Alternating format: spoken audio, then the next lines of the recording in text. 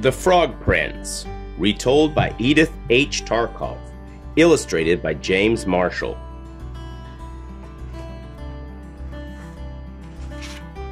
The Frog Prince. Once upon a time, there was a beautiful princess. She had a golden ball, and it was her favorite plaything. She took it wherever she went. One day, the princess was playing in the woods near a well. She threw her ball high into the air. It fell, splash, into the well. The princess watched her golden ball sink deep into the water of the well, and she began to cry. She cried harder and harder. Suddenly, someone said, "What is the matter, princess? Why are you making such a noise?"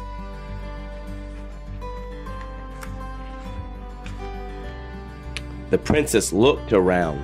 She looked into the well. An ugly little frog was looking up at her. The frog asked again, "What is the matter, princess?" "Oh, it's you, you old water splasher," the princess said. "My golden ball has fallen into the well. That is why I'm crying." "Stop crying," said the frog. "Maybe I can help you. What will you give me if I get your ball for you?" "I will give you whatever you want, dear frog," said the princess. "Would you like my fine silk dress, or my necklace of pearls, or would you like my golden crown?" "No," said the frog.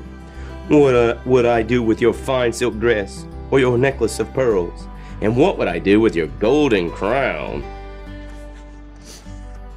"What do you want then?" the princess asked. The frog looked at the beautiful princess. He said, "I want to be your friend and playmate. I want to sit with you at supper table. I want to eat with you from your golden plate and drink with you from your golden cup. I want to sleep on your fine silk pillow. If you promise to let me do these things, I will get your ball for you." "I promise," the princess said. She thought, how can this nasty little frog come to the castle and be my playmate? He has to stay here in his well. And she said again, "I promise." Now the frog went down deep into the well. Soon he came up with the golden ball in his mouth. He threw it onto the grass. "Oh," said the princess, "my golden ball." She picked it up and ran away. "Wait, wait," cried the frog. "Take me with you. I can't go as fast as you." But the princess did not wait. She ran home to the castle, and soon she forgot all about the poor little frog. The next day at supper time, the princess sat at the table with her father, the king, and all the people of the court. Suddenly, everyone heard some strange noises outside. "Splish splash! Splish splash!" "Huh? Eh? What?" It was the sound of wet little feet coming up the stairs to the castle. Then, flip flap, flip flap, there was a slippery little knock at the door. Someone called, "Princess, princess, open up! Princess, princess, let us sup!" The princess ran to the door and opened it. When she saw the frog, she shut the door quickly. The princess came running back to the table. The king looked at her. "What are you afraid of, daughter?" he asked. "Is there a giant at the door who wants to carry you off?" "Oh no, father," said the princess.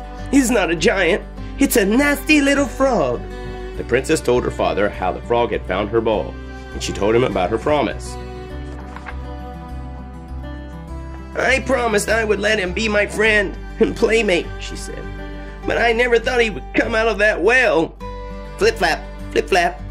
There was the slippery little knock again, and someone called, "Princess, princess, open up! Princess, princess, let us sup! Remember who brought you the ball that fell? Remember your promise by the well?" "You must keep your promise, daughter," said the king. "Open the door and let the frog in." And so the princess had to open the door. The frog hopped in and followed her to the table.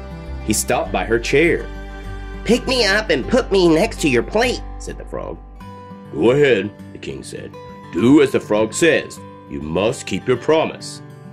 The princess had to put the frog on the table. Everyone could see that she really did not want to do it. The frog ate with the princess from her golden plate, and he drank with her from the golden cup. The frog liked her suppers very much, but the princess could not eat a thing. At last the frog said, "Now I am ready to go to sleep. Carry me to your bedroom and put me on your fine silk pillow." The princess began to cry. "Stop crying," said the king. "Do as the frog says. You made a promise and you must keep it." And so the princess had to carry the frog to her bedroom. She took hold of him with 2 fingers and she put him in the corner. But the frog said, "I am tired. I want to go to sleep on a fine bed, just like you.